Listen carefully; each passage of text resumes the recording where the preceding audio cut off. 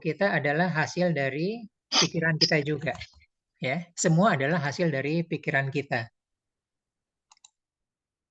Nah, termasuk kita punya tulisan tangan, kita punya gambar, ya, dan sebagainya itu semua adalah hasil dari olah pikiran kita, ya. Jadi kita curhat, kita bergembira, kita teriak, kita berkreasi dan sebagainya adalah semua berawal dari pikiran kita. Nah, jadi tapi ternyata pikiran itu bisa dari awal, bisa jadi akhir. Jadi sebab jadi akibat, akibat jadi sebab. Nah, nanti akan saya bahas ya. Nah, jadi sekarang kita menggunakan premis dulu bahwa semua berawal dari pikiran kita. Nah, kita sekarang ini, perilaku kita, termasuk sampai ujungnya karakter kita, semua berawal dari pikiran kita. Dan kita juga hasil produk dari masa lalu. Jadi kita ini sekarang ada produk dari masa lalu. Nah, kita maju sebentar ke sini ya. Nah, jadi kalau kita hidup di masa lalu, yang ada kita depresi, ya, karena kita terjebak oleh masa lalu, ya. Kalau kita hidup di masa depan, kita akan cemas, ya. Kalau kita hidup di masa ini, kita akan damai. Nah, jadi itu aja. Jadi patokan itu aja, mudah ya.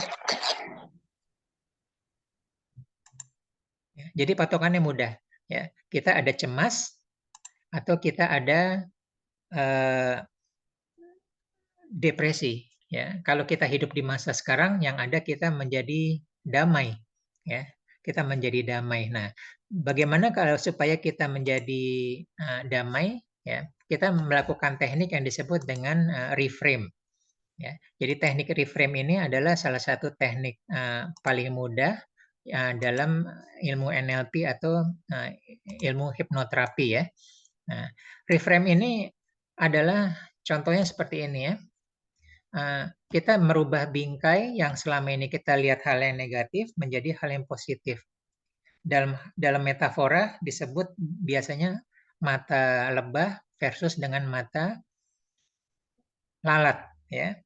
Lalat walaupun berada di taman bunga yang indah mewangi, ya, yang dia lihat, yang dia cari, ya, yang dia fokuskan adalah mencari kotoran.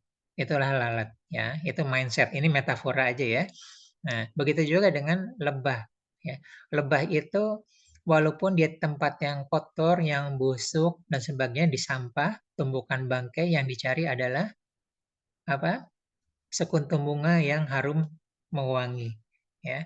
Nah, reframe itu adalah bagaimana kita bisa merubah sudut pandang kita. Ya, yang tadinya kita tidak mampu melihat yang positif, kita coba, kita rubah sudut pandang, kita mampu melihat yang positif, ya. Yang negatifnya bisa dikurangin atau bisa bisa dihilangkan, atau seimbang juga nggak apa-apa ya, netral. Jadi kita sanggup melihat keduanya. Nah, kita sanggup melihat. Nah, itu disebut dengan reframe. Nah, boleh kita ganti-ganti kacamata ya. Jadi kacamata lalat boleh, kacamata lebah boleh, ya. Dua-duanya ada plus minusnya. Kadang-kadang dalam suatu apa namanya, tugas, ya, atau profesi memerlukan mata lalat, ya. Misalnya auditor, jaksa, dan sebagainya. Jadi mencari kesalahan, inspektur jenderal, inspektorat. Nah, itu diperlukan. Jadi dalam konteks positif. Nah, di sini kita mudahkan, kita sederhanakan ya. Nah, negatif itu berarti dalam konteks negatif, positif itu dalam konteks positif ya. Bukan contoh yang saya sampaikan seperti itu. Jadi kalau negatif itu adalah orang itu mengeluh, ya, selalu mencari kelemahan dirinya, selalu mencari kesalahannya, dan selalu merasa diperbandingkan.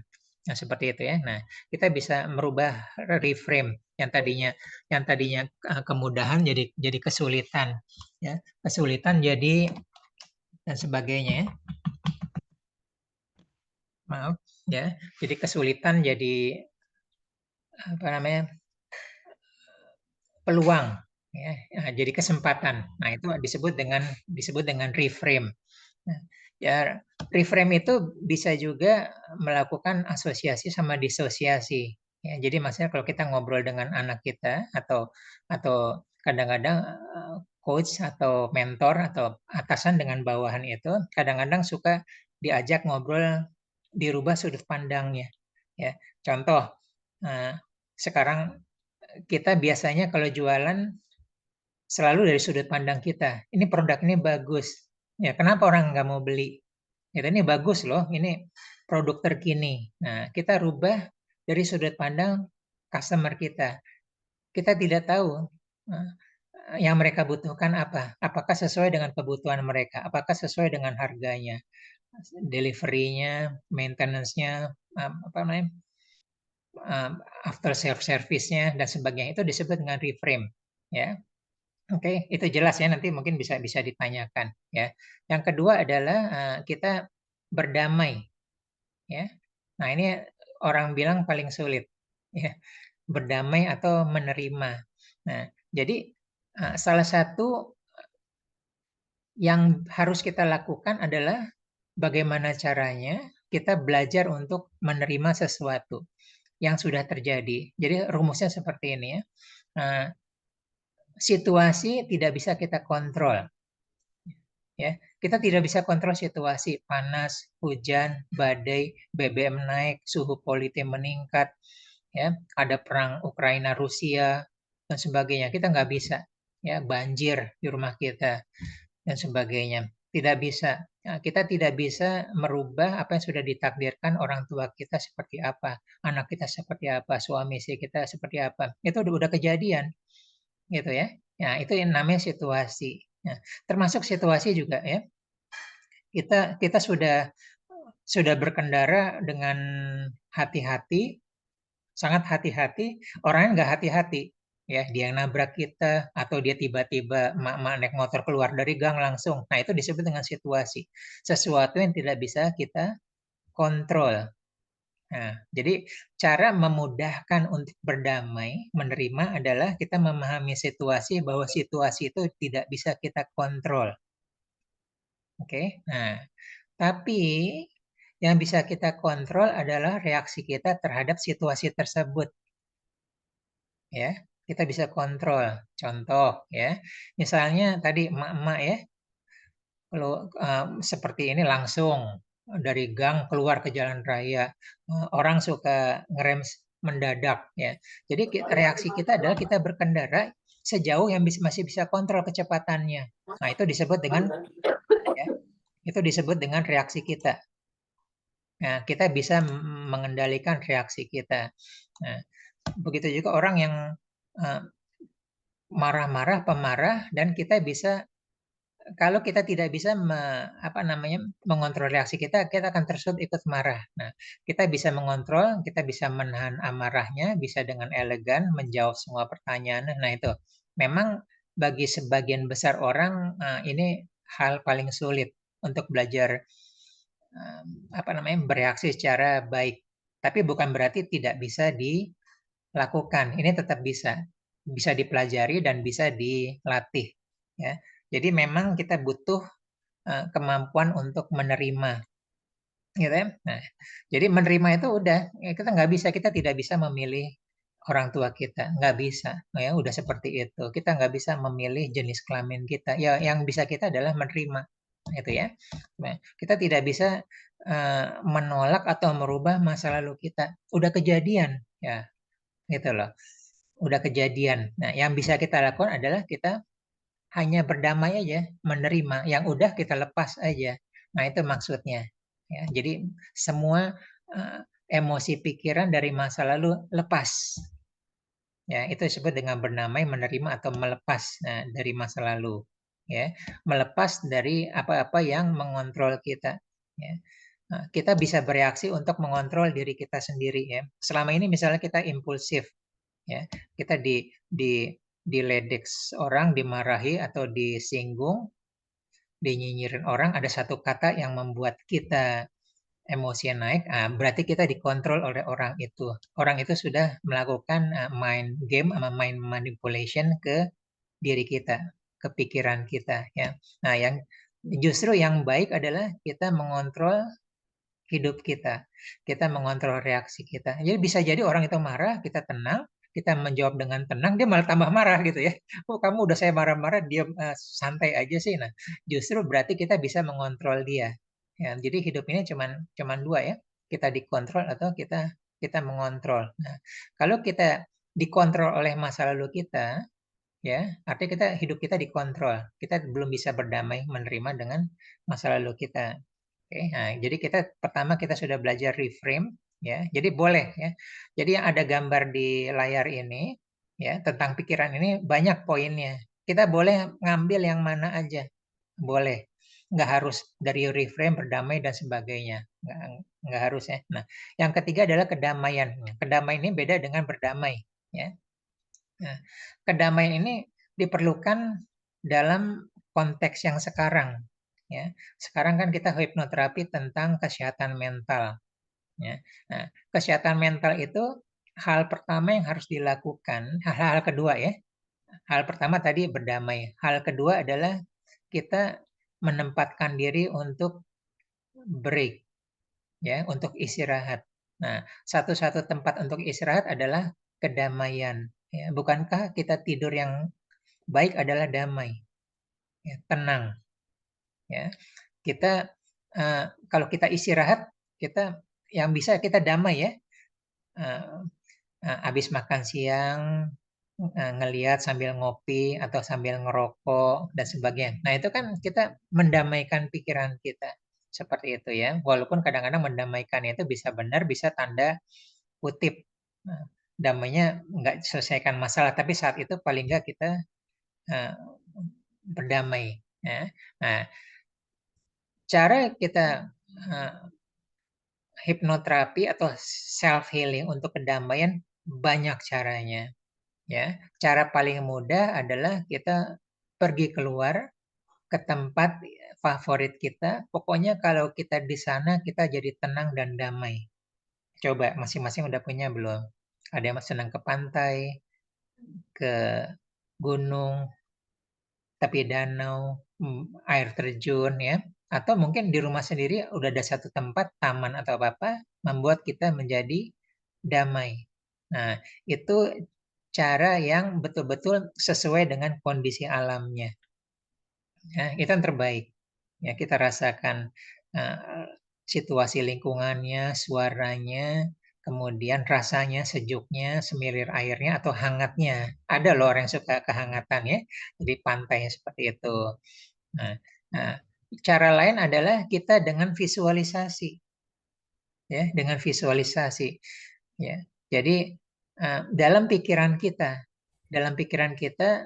kita tutup mata dan kita tiba-tiba ada di suatu tempat yang membuat kita damai. Boleh ya, pilih aja. Misalnya kita pernah ke suatu tempat di lereng gunung ya atau di tepi danau apa.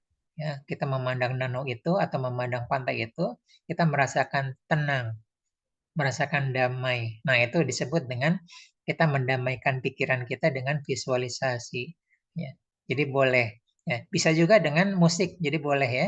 Kalau kita tutup mata, pilihlah lagu-lagu favorit kita yang membuat suasana hati kita atau pikiran kita damai. Nah, boleh. Ya. Yang penting kita mengontrol awalnya, pikiran kita. Ya. Kalau pikiran kita tenang damai, ya, maka kita bereaksi atau mengambil keputusan bisa lebih tajam, ya, bisa lebih tepat. Ya, beda kalau kita tidak damai ya, lagi marah-marah, lagi emosi. Nah, itu pasti keputusan kita banyak salahnya, gitu ya. Jadi hal dasar adalah saat kita ingin mengambil keputusan bereaksi apa, termasuk mengambil keputusan hal penting dalam kehidupan kita ya, bahkan termasuk negosiasi bisnis, gitu ya. Kita harus tenang dulu, berpikir tenang. Nah, itu disebut dengan kedamaian ya. Jadi bisa uh, kita bisa melakukan visualisasi, tapi tidak semua orang mampu ya. Ada sekitar 30% nggak bisa tuh, dia tutup mata ada di suatu kebun raya Bogor yang dia sukai, nggak dapat rasanya gitu ya. Kalau seperti itu ya dia itu ya ke sana, pergi ke sana gitu. Ini cuma alternatifnya. Bisa juga tadi dengan musik, bisa juga dengan aromaterapi. Ada. ya. Mereka itu cocok ya dengan aromaterapi misalnya lavender atau apa, dia akan merasakan nyaman di kamar dia, dia sambil berbaring.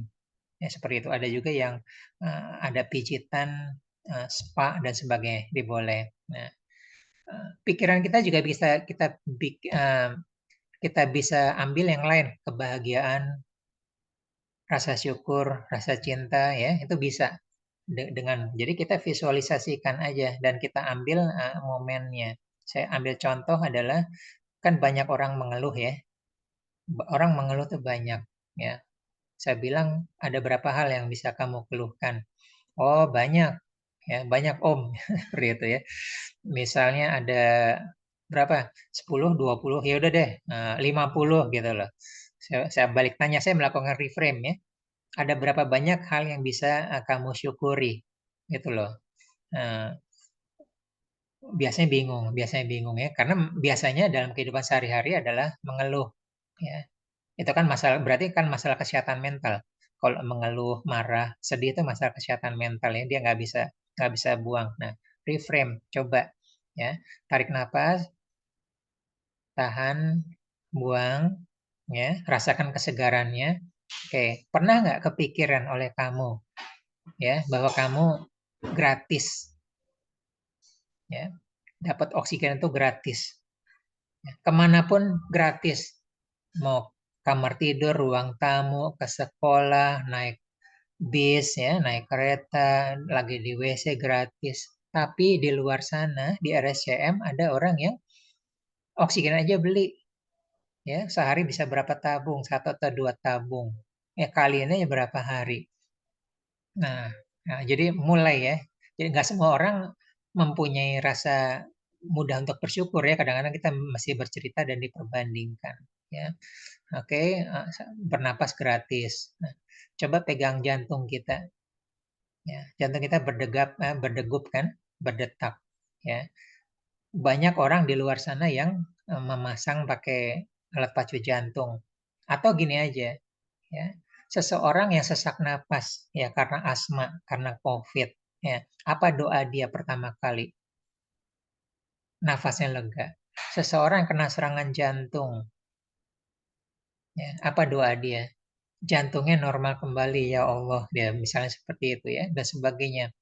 Nah, nah sekarang kita balik ya. Berapa banyak doa yang pernah dikabulkan Tuhan? Banyak kan dikabulkan sama enggak. Biasanya kalau yang orang masalah negatif itu banyak yang enggak dikabulkan. Enggak, kebalik. Banyak kita belum sempat berdoa, udah dikabulkan sama Tuhan ya. Banyak. Contohnya ya, hmm, kita belum pernah minta doa pada Tuhan ya, supaya jantung kita lancar berdetak. Belum pernah berdoa tapi Allah udah kasih berdetak terus-menerus ya. Bahkan kita tidur kita lupa ya. Kita lupa tetap berdoa. Nah, artinya apa? Terlalu banyak rasa syukur kita ya, dan kita berhasil reframe sampai ke sana. Mulai ya, maaf ya, mulai kita pipis, mulai kita bisa berjalan. Berapa banyak orang ya seusia saya itu naik tangga itu udah nggak bisa lututnya. Ya kan? Berapa banyak mereka, maaf ya, di sini kalau ada yang apa namanya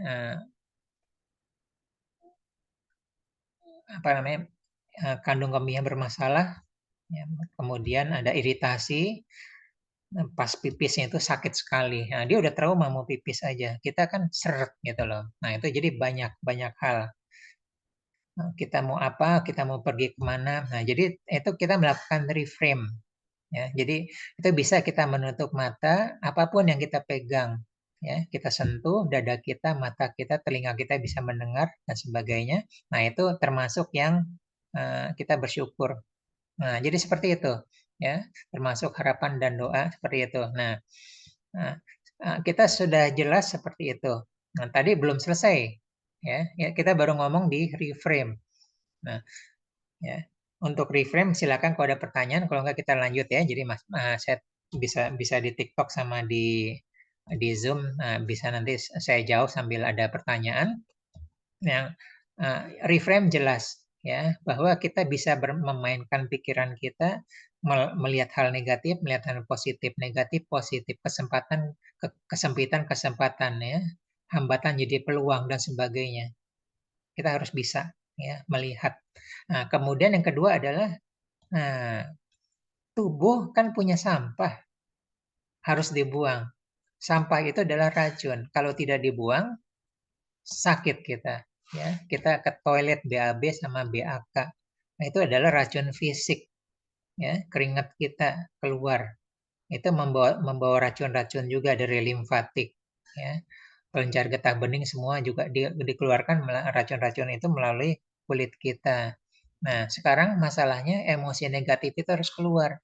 Kalau tidak dikeluar, dia akan numpuk terus, dan akhirnya jadi depresi. Jadi nggak hanya stres aja. Nah, cara mengeluarkan negatif itu adalah tadi ya, ya, kita curhat, ya.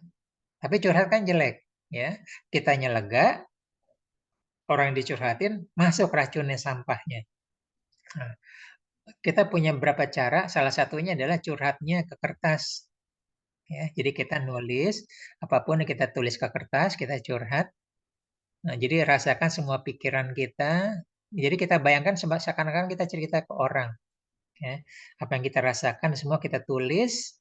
Kemudian lama-lama kita lega. Nah, kertas itu setelah kita tulis, kita lipat, lipat, lipat, lipat.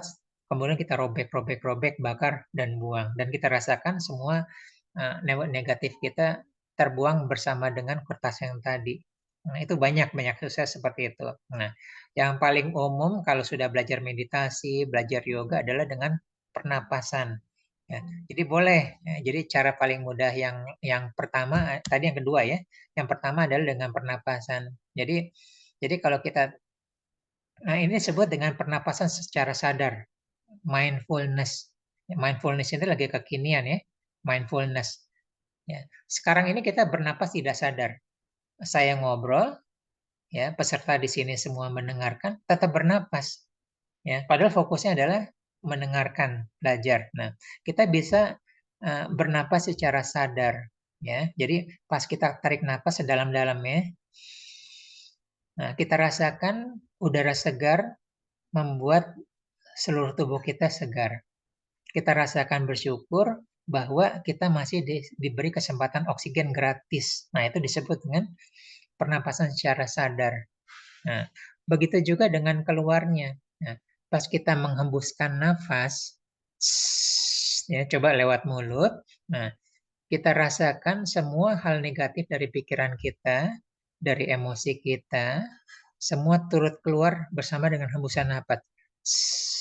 Ya, coba lakukan tarik buang selama 3 sampai 5 kali. Nah, lama-lama kita lebih lega ya. Nah, coba masing-masing coba praktek dulu ya. Ambil satu hal yang bikin kita kesel ya, bikin kita kecewa, bikin kita marah ya. Nah, kita ukur levelnya.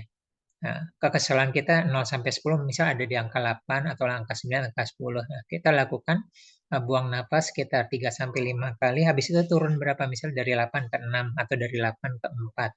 Dari 10 ke 6 atau 10 ke 7 atau 10 ke berapa. Oke, silakan dicoba. Sambil kalau ada pertanyaan silakan.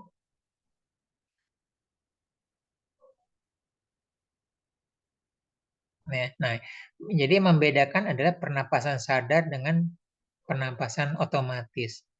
Nah, begitu juga bagi yang suka hypnodiet ya, itu disebut dengan mindfulness eating. Ya, jadi pas kita mengunyah itu kita secara sadar, kita hitung jumlahnya 32 kali mengunyah, kita rasakan ada asinnya, pedasnya, gurihnya di makanan kita. Nah, jadi kita fokus sama yang kita kunyah. Bukan kita fokus sambil makan sambil lihat WA. Bukan kita sambil makan sambil nonton TV. Nah, itu bukan mindfulness. Nah, jadi salah satu cara untuk apa namanya self healing atau hypnotherapy yang kedua, yang pertama tadi reframe adalah kita secara sadar, ya, visualisasi secara sadar, merasakan secara sadar dan seterusnya dan seterusnya.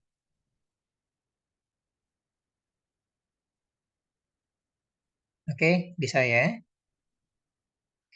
Nanti kita akan ada rutin ya, Kamis depan lagi malam jam 8, kita bisa dengan materi yang sama, dengan teknik yang berbeda, atau saya ada inputan dibutuhkan materi apa. Nanti kita bisa bisa sesuaikan. Ya. Sebagai informasi, eh, kita terima kasih kepada para donatur ya, sehingga terselenggaranya acara ini. Ya, sebagai informasi bahwa sebenarnya kita ada beberapa kelas ya. Jadi kelas berbayar yang sudah kita adakan sejak tahun 2023. Nah, sekarang kita mulai menyentuh mereka-mereka yang tidak mendapatkan akses. Apalagi sekarang ada kemudahan Zoom ya. Kadang-kadang kita ke suatu daerah bencana dengan memerlukan suatu psikoterapi dan sebagainya. Gitu ya. Nah, jadi beberapa di sini kita bisa terselenggara karena ada donasi para donatur. Terima kasih pada donaturnya Barakallah. Semoga selalu sehat dan rezekinya diganti yang lebih berlimpah ya. Oke, kita tadi sudah belajar pertama dengan reframe, yang kedua dengan visualisasi. Ya. Visualisasi adalah sesuatu melakukan secara sadar. Ya. Nah, cara ketiga, ya, biar nggak banyak kita pakai 3 dulu. Ya. Cara ketiga disebut dengan earthing. Ya. Jadi earthing itu adalah kita menyentuh telapak kaki kita atau tangan kita langsung ke tanah, ya, langsung. Earthing itu ada 2, ya. Kita sentuh aja tanpa ngapa-ngapain, maka secara fisik semua elektronik, ion-ion tubuh kita akan tersinkronisasi dengan bumi, ya. Mengenai manfaat earthing, silakan di Google. Ya, kita akan merasakan tubuh kita makin baik, mood kita makin baik, tidur kita makin berkualitas, tekanan darah sama kadar gula kita sudah mulai normal. Ya, ini ada jurnal ilmiahnya banyak ya. Tolong nanti Google earthing dan sebagainya. Kesehatan kita, kolagen kita semakin apa namanya? Semakin baik. Jadi kulit kita semakin kenyal.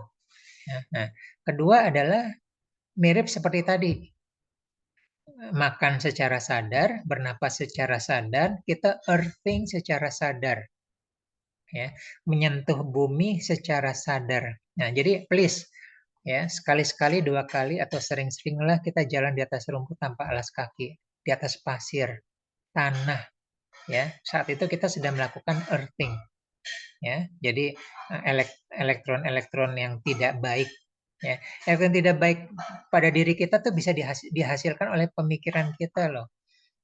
Ya, nah, kalau elektron yang tidak baiknya itu sudah banyak, energi negatif sudah banyak, kita jadi impulsif, mudah marah, sebentar-sebentar amarahnya meledak, atau mudah nangis, sebentar-bentar nangis, meraung-raung, atau mudah self esteem rendah, ya, mudah tiba-tiba dia jadi mengurung diri. Nah, itu karena terlalu elektron yang negatifnya terlalu besar. Nah, itu disinkronisasi, dibuang, dibuang, dibuang. Nah, maka nanti perlahan moodnya mulai membaik.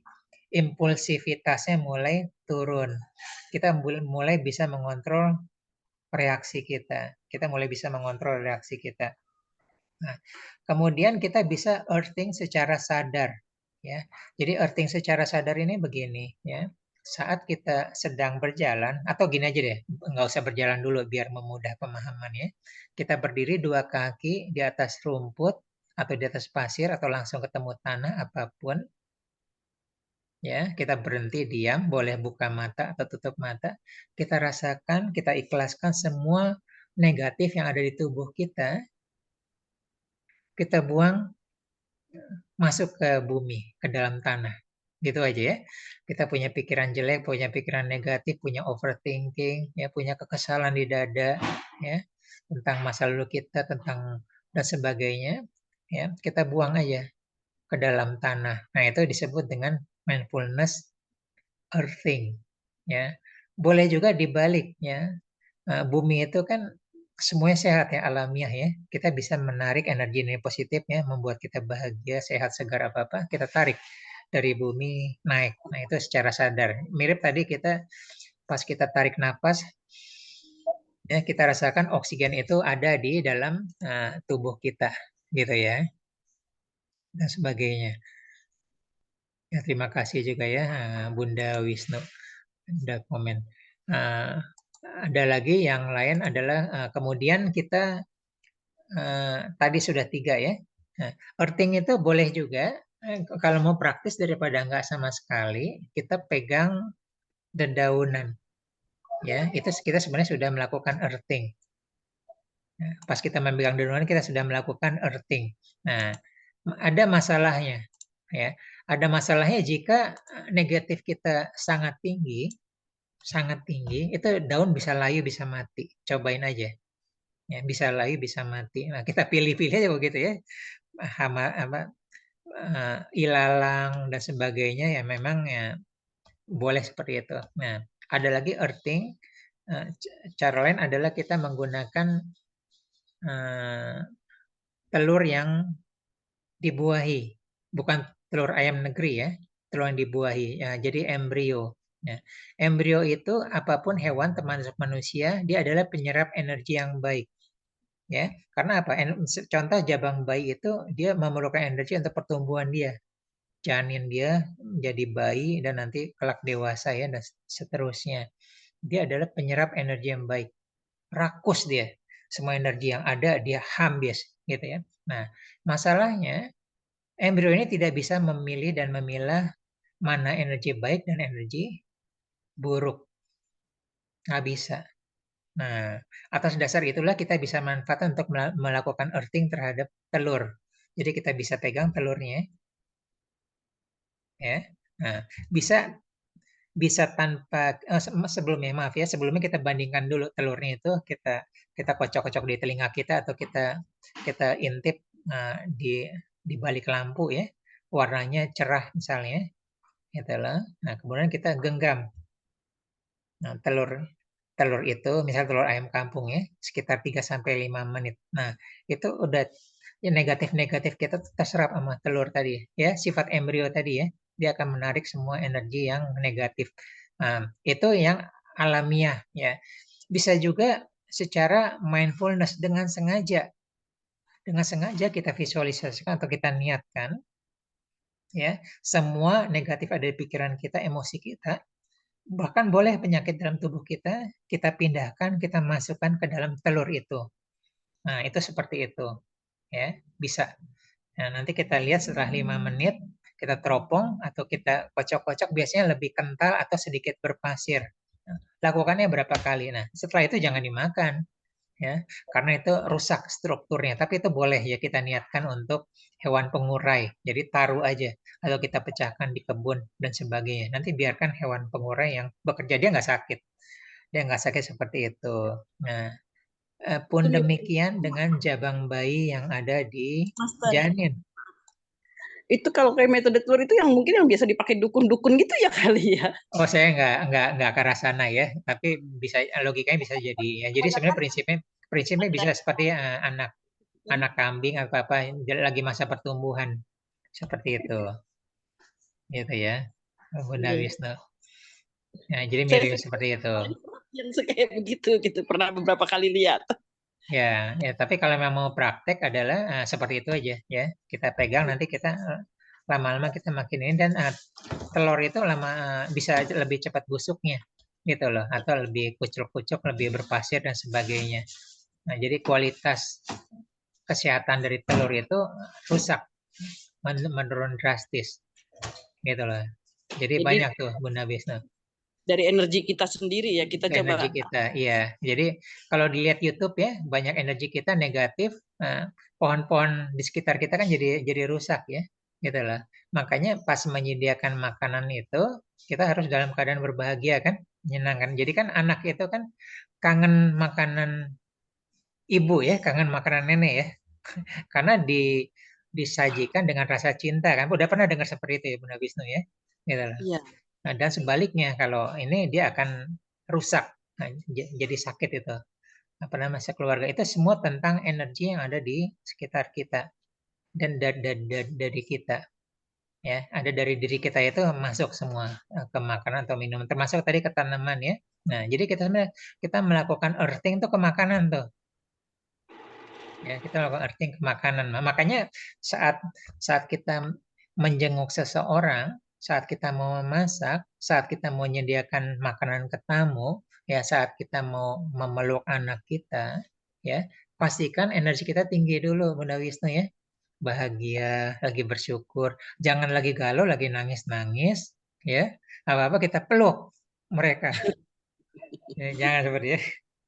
Soalnya kita masak Kita melakukan earthing-nya ke dia gitu loh. soalnya terbukti itu Master, kita masak aja kadang-kadang kalau mood kita nggak bagus, ya makanan juga rasanya jadi nggak enak ya. Nggak enak, terus cepat basinya, cepat Iya, basinya, walaupun cepat-cepat semuanya sudah busuk. diikuti maksudnya. Cobain aja, perhatikan ya. Kalau perhatikan ya, kalau perhatikan seperti itu. Kalau nggak, mulai sekarang mulai diperhatikan aja seperti itu. Jadi memang itulah, makanya kangen masakan ibu, kangen masakan nenek ya. Rumah itu karena itu gitu ya. Eh, Dia melakukannya dengan apa Cinta. namanya, penuh cinta seperti itu. Nah, gitu Bunda Wisnu. Ada lagi? Ya. Dulu saya pernah ikut Mahatma tuh Master ya. Ya, Dan itu kan ada apa sih kayak pernafasan gitu kan. iya. Itu masuk kategorinya apa itu? Coba jelaskan dulu. Pernapasan kan banyak banyak tekniknya. Ada rembulan matahari, ada apa gitu loh. Hitungannya berapa berapa berapa, tarik apa berapa apa. Jelaskan ke saya dulu, baru saya bisa jawab. Kita tuh disuruh waktu itu suruh kayak gini nih Master nih ya. Saya Ya, terus tarik napas pakai nafas perut gitu. ya oke. Perut dibuang pelan-pelan dan situ kita ngerasa kayak lama-lama tuh kita kayak saya rasain ya begitu saya coba masuk gitu sambil disuruhnya waktu itu sih saya suruh baca Al-Fatihah gitu kan lama-lama gitu terus karena mungkin waktu awalnya agak susah masuk tapi karena udah latihan setiap hari lama tuh kita kayak terbang gitu loh begitu kita udah ini terus kayak itu terus setelahnya udah itu terus enteng ada yang reaksi awalnya waktu itu terus kayak muntah-muntah gitu loh katanya waktu itu dibilangnya kita itu lagi ngeluarin semua penyakit yang ada dalam tubuh kita kan toksin-toksin yang ada dalam tubuh kita terus lama-lama mulai itu masuk yang energi-energi positif gitu terus kita jadi kayak enteng terus jadi apa ya lega aja gitu ada hitungannya sih kita yang hitung sendiri gitu jadi kita baca Oke. Al-Fatihah Ya, sambil oke. Ya, gitu. jelas ya. Jadi Bunda Wisnu itu disebut dengan detoksifikasi. Kan kemarin sudah pernah belajar ya. Detoksifikasi itu bisa karena pernapasan, bisa fisik ya melalui BAB dan BAK ya. Kita bisa dengan pernapasan kita. Makanya yang tadinya beban kita ya, eh, toksik itu, racun-racun tubuh itu kan membuat membuat otot-otot kita kaku kan, berat ya, Ya, melangkah dan sebagainya. Gestur tubuh kita jadi juga bentuk kura-kura kan dan sebagainya seperti itu. Nah, dengan kita pernapasan semua itu jadi ringan tuh. Jadi keluar. Makanya rasanya ringan kan? ya. Enteng aja, lebih lega, seperti itu, lebih bergembira hati. Nah, Itu tapi masuk kepada apa sih yang berawal dari pikiran itu kita pakai metodenya yang apa itu? Yang reframe atau berdamai atau kedamaian atau yang paling cocok apa? Nah, kita kan sebenarnya banyak banyak teknik ya. Setiap orang beda-beda cocok-cocokan itu ya. Ada yang curhat ke kertas, nulis aja males, nggak bisa kata dia gitu loh. Nggak mau saya. Ya nggak bisa kita pakai itu. Ada yang sangat cocok, nulis terus. Dan dia merasakan perbaikan dalam kehidupannya. Nah gitu ya. Ada yang pakai pernapasan cocok, ada yang enggak. Itulah. Mereka yang trauma kegelapan sama kesedihan, sama kesempitan, nggak bisa tuh bernapas dengan menutup mata, nggak bisa. Ya, malah traumatis dia gitu loh. Jadi artinya visualisasi mereka tidak bisa gitu. Nah, itu ada teknik metode lain lagi kalau untuk melepaskan dari fobia kesempitan sama kegelapan. Nah, bisa juga dengan reframe. Nah, reframe itu biasanya ada seseorang bisa mentor, bisa konselor, bisa coach ataupun siapa yang bisa dianggap bisa membantu dia, biasa dengan percakapan ya. Percakapan itu membantu mengarahkan, bisa juga dengan bercerita, bisa juga dengan berubah-ubah posisi, asosiasi, disosiasi, ganti posisi ya.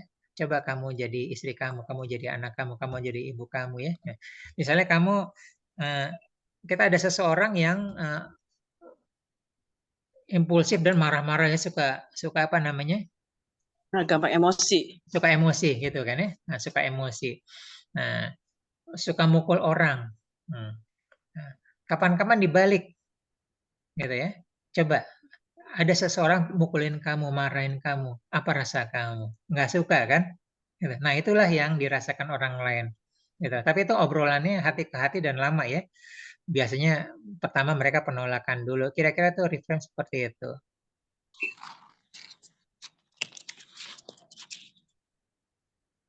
Ya, terima kasih, Ya, Master. sama-sama. Oh, ini dari ini ya.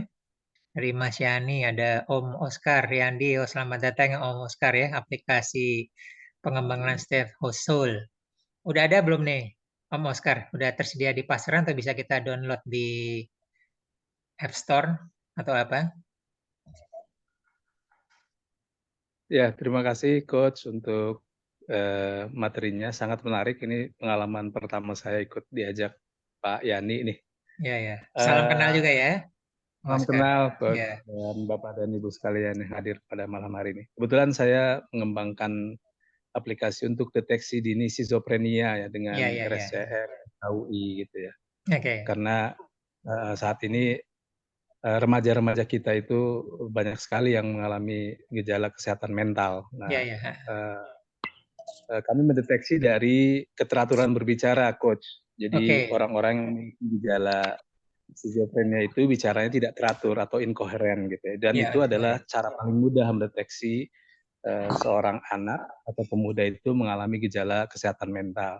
Saat ya. ini masih terus kami kembangkan, baru Oke. digunakan terbatas di beberapa SMA, SMK, kemudian di panti-panti jiwa, supaya apa namanya, keakuratannya semakin tinggi lagi gitu. Sementara Oke. sih untuk metodologinya, sudah diterima di jurnal ya, Q1, jadi secara metodologi sudah cukup tepat Diterima gitu ya. dan Oke. sudah sangat, apa namanya, sudah cukup akurat ya untuk mendeteksi kesehatan mental seseorang itu dari, cara berbicaranya. Jadi, sebetulnya sangat mudah, diberi pertanyaan sangat mudah. Kalau orang normal itu misalnya katakan, bagaimana cara Anda menyikat gigi gitu. Dia akan secara teratur berbicara bahwa menyikat gigi itu dimulai dari mengambil sikat gigi, kemudian melampirkan odol dan seterusnya. Kalau orang yang memiliki gejala skizofrenia itu ngelantur gitu, awalnya tepat bicaranya, tapi kemudian lompat gitu, lompat ke topik yang tidak berhubungan gitu dengan Oke, oke. karena tadi. Jadi ini masih terus kami kembangkan, Coach. Ya, ya. Mudah-mudahan sih Oke. suatu saat bisa digunakan. Ya, Terima kasih. ya terima kasih. Oh, sekarang update ke kita terus ya, lewat Pak Yani juga seperti itu. Karena pasti banyak yang butuh gitu, termasuk saya juga gitu kan. Saya banyak menangani bipolar dan skizofrenia juga gitu loh. Oke, yang lain ada silakan. Siap, Oh, insya ada Allah. masih. Ya, oke, silakan. Salam kenal Pak Oscar. Apakah itu metodenya baru aplikasinya hanya sebatas kepada skizofrenia ya Pak ya? Bagaimana untuk yang BPD, mixed anxiety disorder gitu-gitu? Karena saya punya pengalaman ini dan saya agak kesulitan juga buat menangani ini gitu. Ya, saat ini memang masih ke arah deteksi psikosis ya, Bu. Jadi ciri-ciri skizofrenia itu kan paling mudah dideteksi dengan sistem itu adalah berbicara, karena terlihat ya kalau berbicara itu terdengar, maaf terdengar. Jadi Ya, kita kasih pertanyaan, menjawabnya itu ngelantur gitu ya, dan kita bisa menilai nilai konversi ya, apakah masih di konversi awal-awal sehingga bisa deteksi lebih cepat dan diobati gitu. Karena kan kalau nilai konversinya sudah di atas 25%, maka kemungkinan untuk sembuh itu kan kecil ya. ya, ada Dia akan psikiater remisi obat-obatan ya. kambuh, ya remisi kambuh dan itu akan berlangsung seumur hidupnya gitu.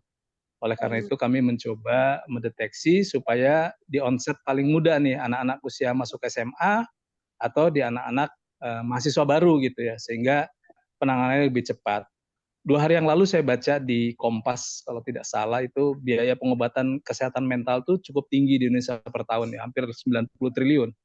Karena memang tadi ya kalau sudah kena maka dia seumur hidup akan tergantung pada obat karena remisi dan kambuh terus gitu ya, siklusnya seperti itu. Seperti itu Bu, saat ini memang baru untuk skizofrenia saja. Ya, terima kasih Pak Oscar. Karena saya punya pengalaman ini sekarang ada yang sedang saya hadapi Pak. Kebetulan anak saya sendiri, Oh, saya juga ya. Anak saya sendiri sih apa namanya diagnosa dari dokternya sih bukan skizofrenia sih, tapi BPD sama mixed anxiety disorder gitu. Dan sampai sekarang itu dia sebenarnya nggak boleh putus obat gitu. Jadi masih ketergantungan obat. Baik, Bu. Mudah-mudahan anaknya segera sembuh, Bu. Ya, terima kasih. Ya. Master, mungkin Master ada saran atau mungkin yang tadi kan ini semua berawal dari pikiran kan. Untuk ya, metode yang pas kan memang susah juga ya Master ya, karena metode yang pas buat tiap manusia itu kan berbeda-beda ya, tiap ya, individu ya. ya. Untuk kita bisa tahu mencari dia, untuk mengarahkan dia untuk ke salah satu metode itu, gimana caranya kita bisa tahu itu Master? Ya. Kalau di sini kita terlalu dini ya, karena kita di sini untuk umum nih, Oh, Bunda Wisnu gitu lah. Karena oh gitu. ya Kalau saya kan saya kerjakan penanganannya kesehatan udah mental, khusus jadi gitu. nggak Dia bahkan sama mental. di atas bipolar kan. Gitu. Nanti Iya. selain yang tadi kan nanti bagaimana dengan delusinya gitu. Apakah ini delusi ini atau ada hal-hal lain dia menyebabkan dia delusi seperti itu. Belum lagi nanti 7 faktor pencetus. Nah, pasti Bunda Wisnu udah tahu kan 7 faktor pencetusnya kan sehingga muncul seperti itu. Nah, itu di ini lagi gitu loh. Apa namanya? Dicacah lagi. Nah, itu bisa di skip gitu ya atau kita nanti pembicaraan di luar sini Iya, karena boleh, boleh. udah bukan dasar ini gitu lah. Jadi kita pembicaraan untuk yang hipnoterapi dasar seperti itu. Iya, Silakan kalau karena ada yang lain. Ya. fokusnya kesehatan mental gitu kan. Berarti kan Ya, ya, mentalnya itu kalau di NLP malah udah tingkatannya kejiwaan gitu. gitu. Udah Dalam mental. beberapa keilmuan masih termasuk mental, tapi kalau di NLP udah kejiwaan. Jadi depresi yang tidak ditangani dalam 3 tahun pertama itu masuknya ke kesehatan mental, ya. Nah, 3 tahun berikutnya kalau depresi tidak dibereskan, masuk ke masalah kesehatan fisik. Ya, jadi mulai ada gejala fisik nggak enak ya, paling paling kelihatan tuh GERD ya, paling kelihatan yang lain GERD. sakit dan sebagainya. Nah, tidak diselesaikan juga depresi itu, maka 3 tahun pertama masuk ke 3 tahun ketiga masuk ke kesehatan jiwa ya. Salah satunya adalah tadi duanya itu ya, bipolar dan skizofrenia gitu loh. Iya, Jadi udah asik. pasti di atas 6 tahun tuh. Kok udah seperti itu. Kok kita tebak nih baru. Jadi biasa ceritain tuh salah dulu tuh. Orang tua itu biasa cerita salah ya, ini gara-gara sekolah gitu dari apa-apa. Saya bilang nih pasti di atas 6 tahun ya. Baru nanti cerita ya SD-nya gimana gitu kan ya. Udah bisa juga pasti tahu ya. SD-nya Sudah pasti ada karena satu pencetus. iya, karena sudah melewati fase hipnoterapi sampai 8 kali juga Ya, dia. jadi untuk yang lainnya saya singkat aja ya. Nah, saya singkat aja. Jadi gini aja. Nah, masalah kesehatan mental itu berlapis. Berlapis. Bayangkan seperti lapisan bawang. Nah, nanti kita akan bahas ya. Insya Allah kita masih ada umur ya. Kita minggu depan atau kita seminggu sekali. Kalau nanti kalau urgent kita 2 minggu sekali, Senin Kamis. Tapi sementara ini kita masih Senin malam. Ya, nah, untuk semua ya, baik yang di TikTok sama di Zoom, ya, kesehatan mental itu berlapis. Ya, jadi ada satu pencetus awal. Bisa jadi dalam kandungan, bisa jadi masa kecil, bisa jadi waktu SMA. Itu adalah pencetus awal. Ya, nah. Sebenarnya momen momen itu ratusan jutaan lewat sama kita, nggak apa-apa ya.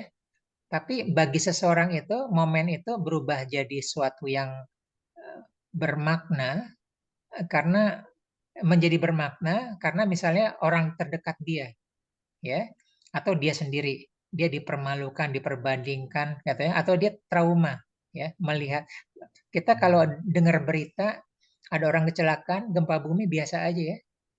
Tapi begitu kecelakaan, berdarah-darah di depan dan kita ngelihat sekali dan itu orang tua kita, ayah kita berdarah-darah. Nah itu artinya ada momen itu bermakna bagi kita. Memori. Nah, itu pencetus, gitu ya. Nah, bermakna itu adalah termasuk misalnya dimarahin orang biasa aja. Tapi kalau dimarahin ayahnya sendiri, ya, dan dia nggak bisa ngapa-ngapain, makan dari dia, sekolah dari dia, nah itu bermakna. Gitu kan ya. Kalau orang lain bisa aja ya dia dia teman sekolahnya dia kabur sekolah sampai rumah. selesai gitu kan ya. Apalagi orang nggak kenal. Nah, makin besar maknanya, maka intensitas emosi itu makin tinggi. Ya, misalnya skala 0 sampai 10 kan, gitu loh. Nah, kalau pencetus sama intensitas emosi ini tidak berhasil dibereskan berbulan-bulan bertahun-tahun, namanya juga intensitas emosi tinggi ya, Bunda Wisnu ya. Ada apa-apa bisa emosional ya, bisa marah gitu loh. Jadi dia rentan ada pemicu kesehatan mental berikutnya yang belum tentu ada hubungannya gitu loh. Jadi emosian, jadi mudah tersinggung, jadi trauma fobia yang baru, jadi permusuhan yang baru. Nah, itu jadilah lapis kedua. Masalah lapis kedua kan. Nah, tidak diselesaikan lagi, entah 5 tahun, 10 tahun lagi, ada lapis ketiga. Ya, berkelahi dengan pacarnya, dengan apa-apanya, atau uh, dimarahin oleh gurunya, dan keempat, dan seterusnya. Nah, itu makanya disebut dengan teori kupas bawang. Nah, hipnoterapi ada dua teknik, ya. Teknik yang bisa nembus sampai ke akarnya, tapi itu harus oleh profesional banget. Dia melakukan segresi, mundur ke masa lalu, ya. Kalau perlu sampai ke kandungan atau dari ujung dari luar. Ini paling mudah. Bisa dilakukan oleh hipnoterapis yang pemula, ya. Intensitas emosi paling mudah yang kita rasakan sekarang kita turunin. Atau kita melakukan reframe kan? Kalau kita melakukan reframe maka intensitas emosi turun kan? Kita bisa melihat sisi sisi lain dari kehidupan itu kan? Oh, ternyata misalnya seperti ini. Oh, ternyata kesalahan ini membuat saya jadi bisa belajar. Ya, saya menjadi lebih tangguh. Kemudian saya tahu rambu-rambu sehingga saya tidak melakukan kesalahan yang baru. Nah, itu kita sudah berhasil mereframe suatu masalah, suatu kondisi, suatu kejadian, suatu momen. Sehingga begitu pemicu itu timbul, reaksi kita biasa saja. Atau rasanya langsung positif ya. Nah, saya dapat pelajaran baru nih. Ya, bukan saya jatuh lagi. Oh, saya dapat pelajaran baru. Nah, gitu loh. Nah, kalau sudah selesai nanti masuk lagi kupas yang kedua, kupas yang ketiga, kupas enam. Nah, tadi ya, schizophrenia itu karena panjang itu, dia ngupasnya seperti itu. Kenapa? Karena kadang-kadang banyak anggota keluarga yang nggak jujur. Gitu. Nggak jujurnya dia memperlakukan apa terhadap anaknya atau seperti apa. Ada yang tidak diceritakan dan sebagainya gitu ya. Nah itu yang bisa ini adalah ini. Kecuali kalau bisa melakukan deep hypnosis seperti itu. Tapi di sini nggak dibahas ya. Terlalu mengawang-awang bagi banyak banyak peserta di sini. Gitu Bunda Wisni. Kapan-kapan kita ngobrol ya di luar gitu loh. Seperti ini. Ya, terima kasih banyak, Master. Selamat. Silakan yang lain. Selamat datang Ibu Pras ya, jauh-jauh ya. Terima kasih sudah hadir ya. Lagi di kota mana nih Bu Pras?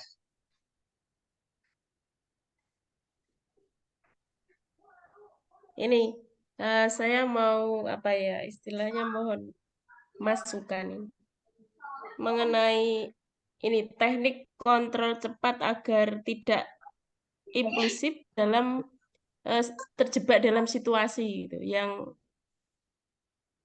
situasi lingkungan yang sudah apa ya tidak bersahabat itu. Misalnya banyak permasalahan di. Nah, sudah melakukan yang tadi, Bu Pras ya, yang tadi ya, reframe, dinasihati, tapi nasihat dengan teknik reframe ya. Maksudnya gitu. gini, langsung respon cepat gini loh. Ketika ada situasi apa gitu ya, dapat misalnya ada masalah ini, kalau datang itu langsung apa ya, langsung kita memberi respon marah-marah gitu.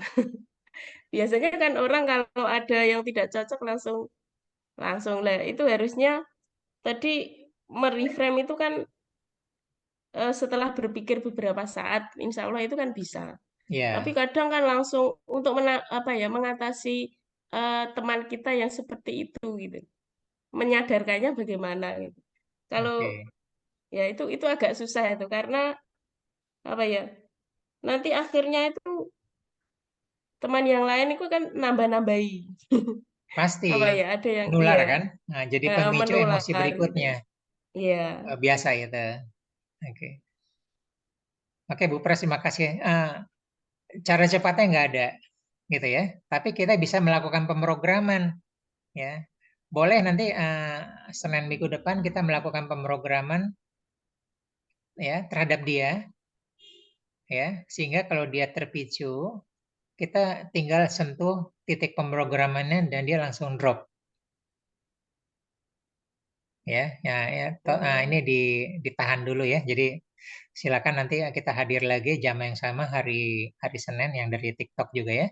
Jadi cara cepatnya nggak ada, tapi kita harus melakukan pemrograman dulu terhadap dia, gitu ya.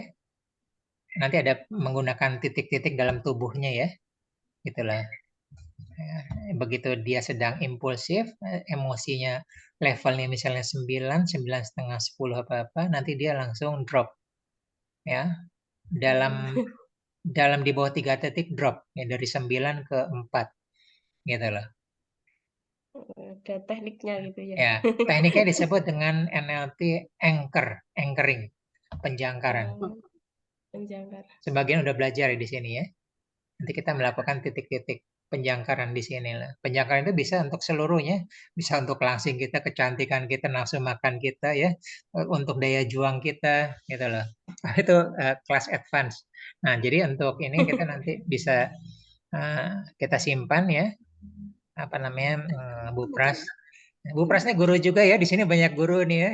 Kalau ada guru PAUD. Bu Pras SMP atau SMA ya? SMP. SMP. Permasalahannya kompleks banget nih. Ya, ya, ya. Ya, ada.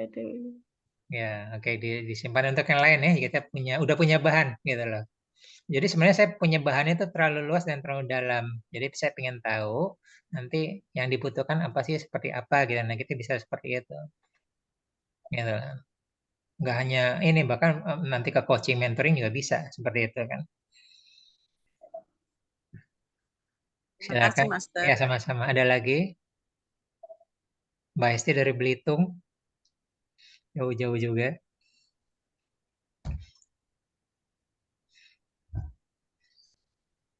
Oke, kalau nggak ada, saya akan sebentar lagi ya. Nah, jadi ini tadi kita sudah bahas ya, bahwa depresi itu kita tentang masa lalu.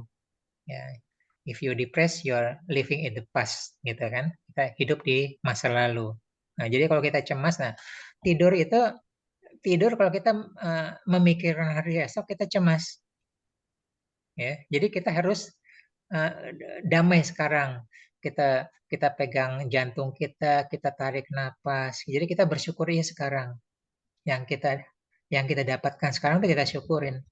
Ya, kita bersyukur. Artinya kita hidup di masa kini. Gitu. Jadi makanya kita susah tidur karena kita kerjaan belum besok ya, besok ngapain. Nah, gitu. Nah, terus yang apa namanya, dan terakhir adalah ya sebagai penutup ya. Nah, jadi ini tadi tidur berkualitas ya. Jadi pastikan sebelum 30 menit kita sebelum tidur dan 40 menit setelah bangun tidur kita melakukan bersyukur. Nah, ini rahasia tidur berkualitas ya. Salah satunya adalah detoksifikasi dan mood kita akan baik ya. Ingat tadi teori hipnoterapi kupas bawang ya. Mood itu kan menentukan impulsivitas ya. Emosi kita meledak tiba-tiba tinggi ya, dari 1, dari 3 tiba-tiba ke 10 ya. Nah, ternyata dengan kedamaian tentang tidur berkualitas ya, emosi kita termasuk respon kita membaik, mulai bisa kita kontrol ya. Tadi salah duanya tadi ya, Bunda Wisnu dengan Bu Pras ya. Salah satunya adalah salah satu teknik yang paling mudah atau diajak orang tuanya adalah entah bagaimana caranya dikondisikan tidur anak bisa berkualitas. Nah, itu semua uh, terus-menerus lama-lama signifikan drop semuanya. Gitu ya. Maaf Pak, Ya, ini ada yang mau ditanyain sedikit. ya. Misalkan dalam suatu keluarga itu ada seorang anak yang mungkin bisa dikatakan mengalami depresi. Nah, jadi tapi karena keluarga itu misalkan anggaplah orang awam yang tidak mengerti tentang mengelola kejiwaan atau melihat anak ini depresi atau enggak gitu. Jadi dianggap enteng dan dianggap itu bukan sebuah penyakit. Jadi misalkan kalau di antara keluarga itu dia orang yang paling murung, dia orang yang paling suka sedih gitu. Jadi kalau dia bercerita, misalkan dia bercerita nih sama Esti, dia selalu bilang dia nggak suka dengan kondisi keluarganya gitu, yang setiap hari berkata kasar gitu. Jadi dia ada di lingkungan yang kita anggap nggak sehat lah gitu Pak ya. Tapi keluarganya ini nggak ngeh gitu kalau anaknya ini mengalami depresi. Nah itu gimana ya Pak caranya buat maksudnya biar dia itu nggak terlalu dalam gitu mengalami itu gitu. Karena kalau dilihat kondisinya, kalau dia tetap dan terus berada dalam lingkungan nggak sehat seperti itu, dia bisa semakin parah gitu Pak. Sedangkan keluarganya itu menganggap ini biasa gitu. Omongan kasar, tindakan kasar gitu, omongan kotor, itu biasa buat mereka. Tapi satu anak ini menganggap itu nggak biasa gitu. Jadi dia tuh kayak ada traumatis sendiri sama ibunya yang selalu berkata kasar gitu. Jadi kasihan gitu Pak. Itu gimana ya Pak? Oke, Mbak Hesti, terima kasih. Nah, itu tadi dijawabkan oleh teori hipnoterapi kupas bawang. Ya, nah, momen bagi orang lain biasa saja kan? Suara Iya. keras, suara kasar biasa kan? Bagi kita juga biasa kan? Iya. Nah, tapi bagi seseorang tadi, anak tadi, karena dia masalah kesehatan emosional lapis sebelumnya belum selesai, dia jadi traumatis terhadap suara keras. Seperti itu, Iya. mata melotot, gitu kan ya? Ancaman, suara, dia traumatis. Nah, itu dia. Ya. Nah, jadi satu lagi, memang terbaik adalah kita mengkondisikan, mensosialisasikan kepada keluarga tentang kesehatan mental, pemahaman kesehatan mental, gitu ya. Baca-baca atau ngobrol seperti itu, ya. Tapi kalau emang nggak bisa, ya kita tetap tidak bisa mengontrol situasi kan. Nah, sekarang bagaimana dengan anak tadi ya? Nah, anak tadi adalah yang bisa kita lakukan adalah kita menurunkan level intensitas emosinya, ya. Nah, reframe-nya kalau belum profesional atau lama, mungkin reframe-nya bisa lama atau bisa gagal ya. Nah, cara lain adalah kita menurunkan intensitas emosinya. Nah, cari untuk awam dulu ya, untuk awam dulu. Cari cara supaya dia lebih nyaman. Dipeluk, dipijit, makanan apa, situasi apa, dibawa ke suatu taman atau di mana. Nah, di situ dia akan intensitas emosinya turun. Gitu ya. Nah, turun nanti insya Allah lama-lama dia turun. Gitu loh. Nah, yang kedua adalah jangan menambah dengan depresi baru.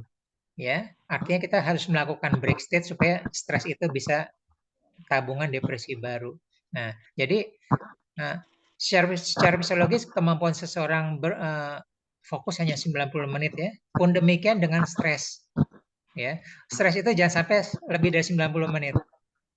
Ya, dia dalam kondisi. Makanya kalau kita juga kalau lagi bekerja, lagi belajar apa-apa, kita istirahat kan. Nah, setengah jam atau 10 menit juga boleh, gitu ya. Nah, anak itu juga ya, dia lagi ini kita ajak break ya, istirahat kita singkirkan seperti itu. Jadi dia sempat melepas, gitu Mbak Esti untuk sementara ya. Nah, bagaimana cara intensitas? Siapa tahu dia cocok dengan minuman tertentu ya, dark coklat, susu hangat atau dipeluk ya, atau aromaterapi atau musik gitu loh. Gitu. Jadi sementara adalah kalau tadi teori pas bawang adalah intensitas, kita cari cara intensitas emosinya turun. Gitu lah. Nah, kalau sudah turun nanti baru kita rubah reframe dari maknanya. Reframe dari maknanya gitu loh. Nanti kapan-kapan kita khusus belajar tentang mereframe makna dari suatu peristiwa. Karena reframe itu kan nanti ada 6 macam gitu loh. Jadi bisa konteks, bisa situasi, bisa kondisi, bisa posisi gitu lah. Nanti akan kita bahas selanjutnya ya, Mbak Esti ya. Ya. Oke. Kasih Pak. Ya, sama. Yang lain ada?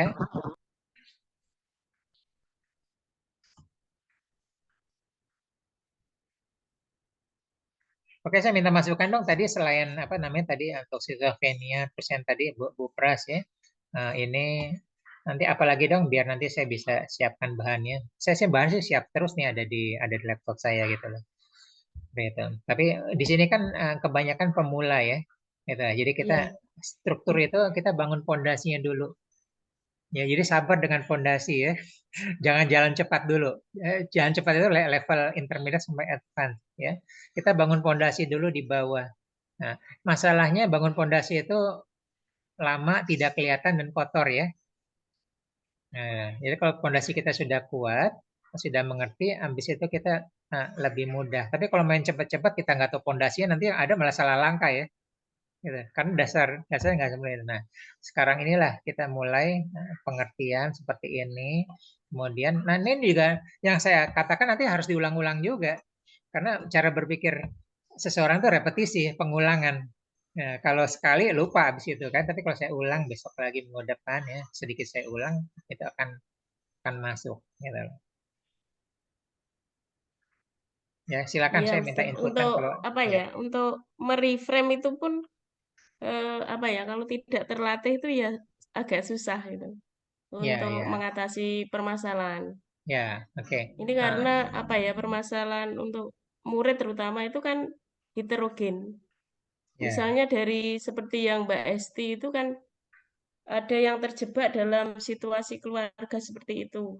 ya, Nanti ada yang apa ya? Kalau saya mau punya murid itu ya disabil.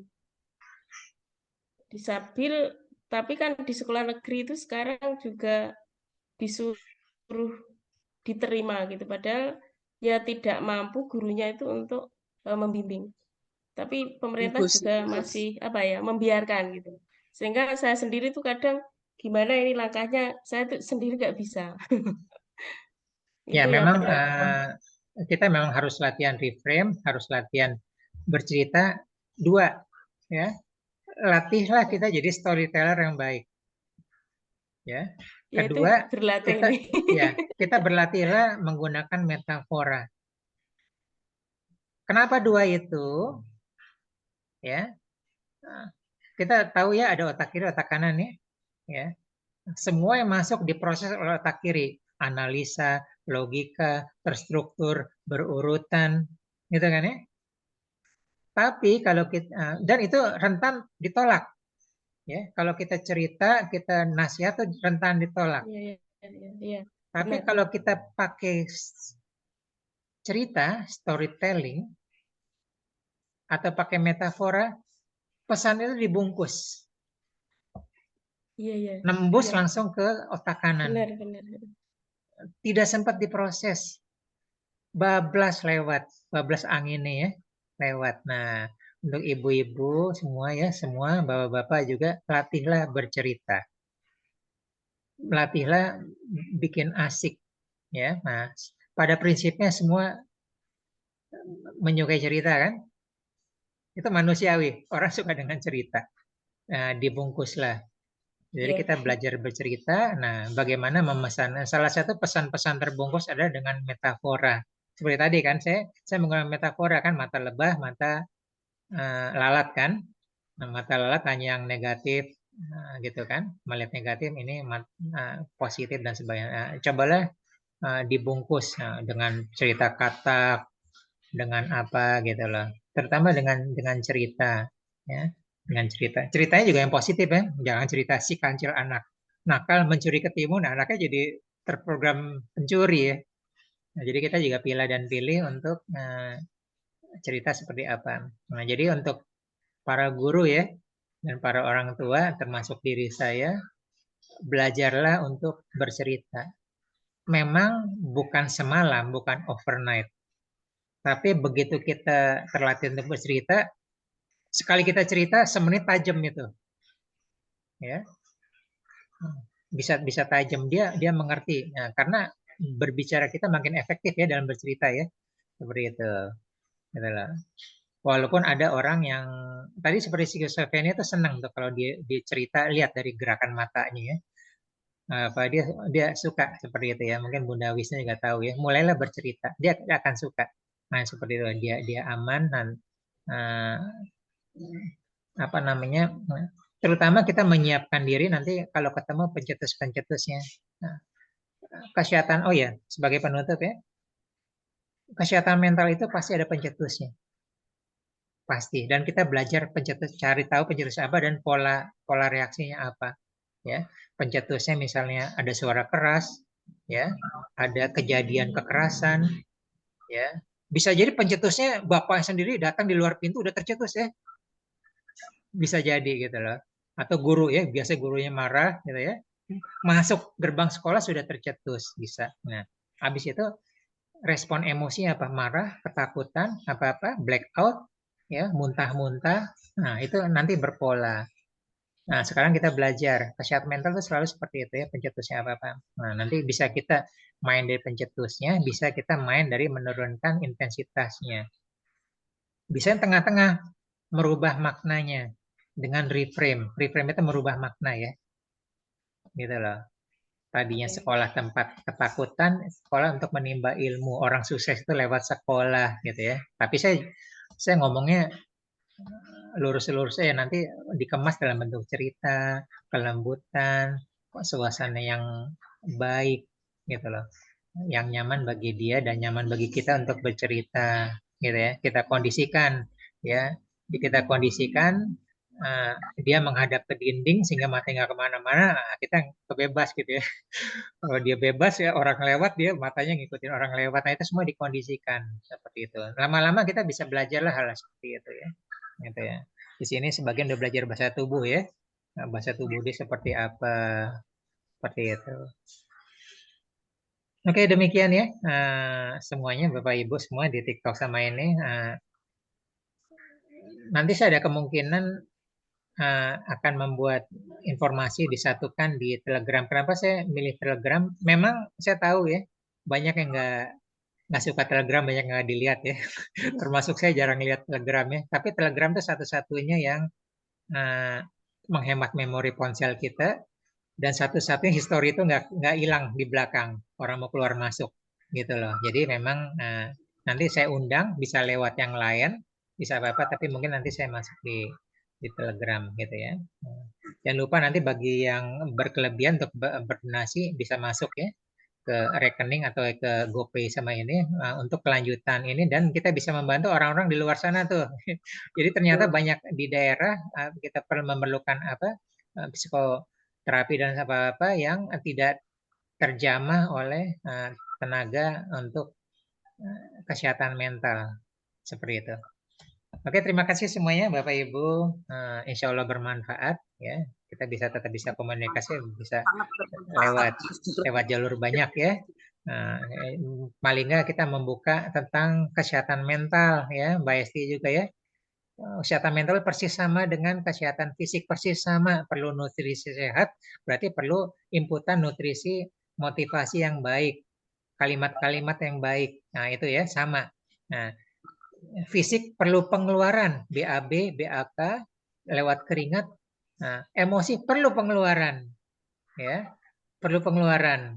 Nah, jangan dikekep, jangan disimpan, sakit, nah, jadi penyakit, termasuk yang baik, ya. Nah, pengeluaran manusia itu ada dua, sekresi sama ekspresi, ya. Jadi kadang-kadang pengeluaran itu jadi baik, kayak air liur itu kan sekresi. Ya, pengeluaran tapi bisa untuk mencernakan makanan. Nah, jadi bahkan rasa bahagia, rasa cinta pun, rasa bersyukur pun perlu kita keluarkan. Kita sampaikan kepada dunia. Nah, seperti itu ya. Nah, itu kita jadi sehat. Ya, terima kasih semuanya. Insya Allah bermanfaat. Izin saya tutup. Nah, kita sampai jumpa lagi insya Allah minggu depan pada jam waktu yang sama ya. Terima kasih semuanya. Izin saya tutup ya, pamit semuanya. Ya, Assalamualaikum warahmatullahi wabarakatuh. Sehat selalu ya. Waalaikumsalam warahmatullahi wabarakatuh.